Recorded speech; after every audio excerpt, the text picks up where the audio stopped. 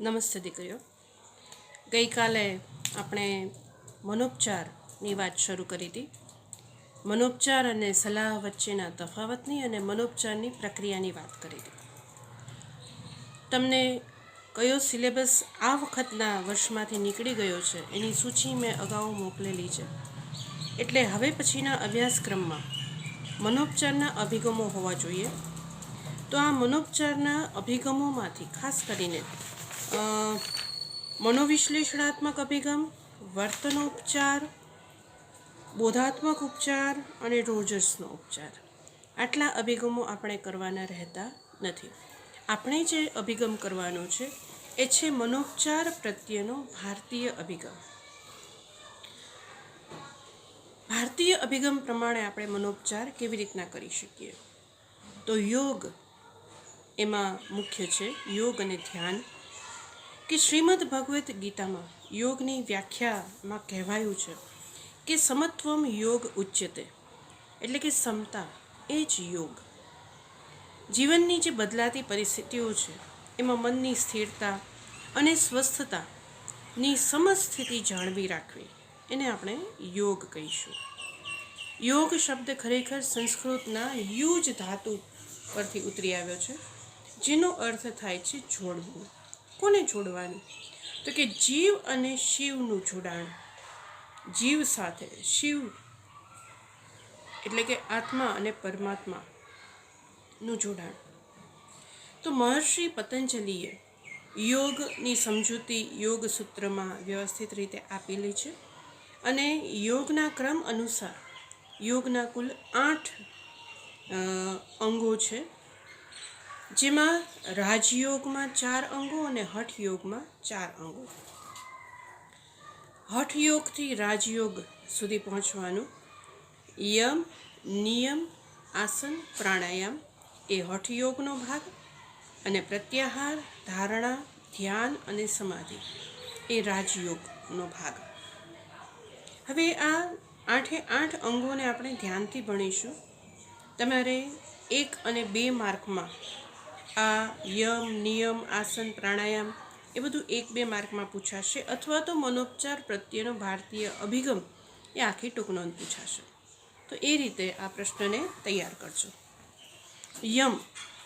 યમ એટલે વર્તનમાં નિષેધક બાબતોને સામેલ ન કરવી. યમની અંદર 5 બાબતો: અહિંસા, સત્ય, અસ્તેય, બ્રહ્મચર્ય અને અપરિગ્રહ.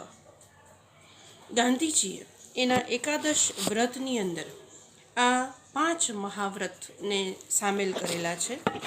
અને એ મુજબ અહિંસાનો અર્થ થાય છે કે અન્ય જીવોને કારણ વગર મન, વચન કે કર્મથી નુકસાન ન પહોંચાડવું. સત્ય એટલે કે ખોટું ન બોલવું.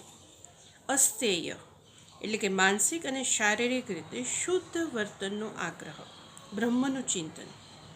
અને અપરિગ્રહ એટલે વાસ્તવિક જરૂરિયાત કરતાં વધારે વસ્તુનો સંગ્રહ ન કરવો.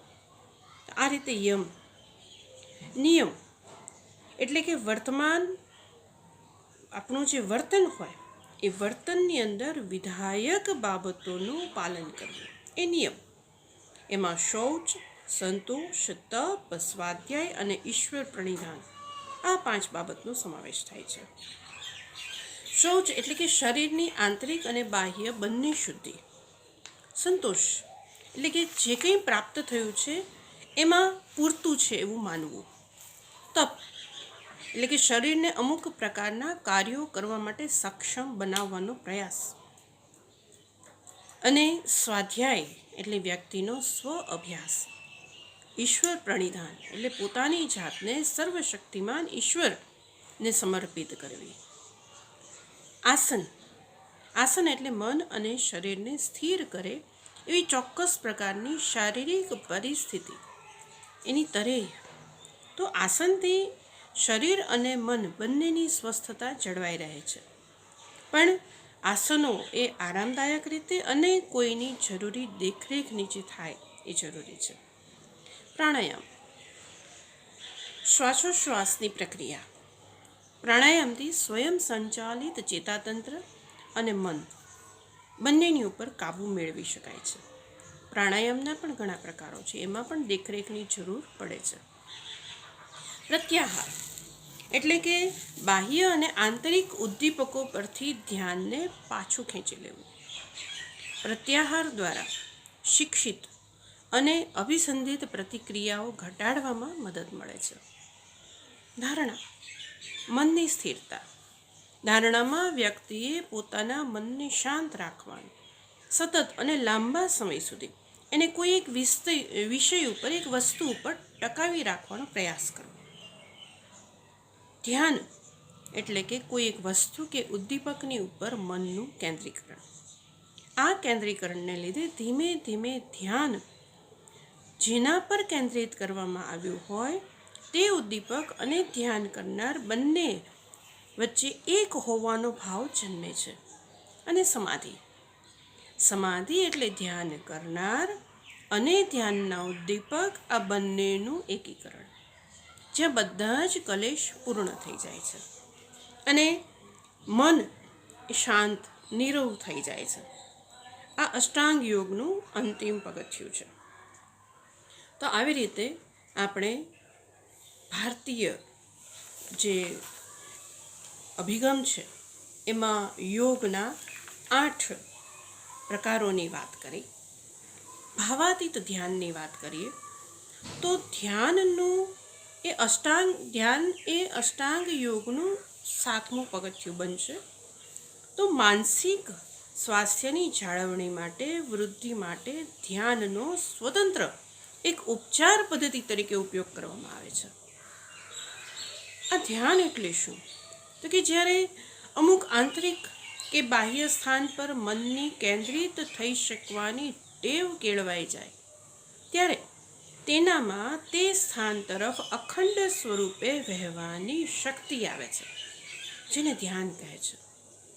ધ્યાન વ્યક્તિને તેના કુદરતી સ્વરૂપની નજીક લઈ જાય છે અને એનામાં સ્વ વિશેની એક સાચી જાગૃતિ લાવે છે. મહર્ષિ યોગીએ આ ધ્યાન, ખાસ કરીને ભાવાતીત ધ્યાનનો પ્રચાર અને પ્રસાર કર્યો છે.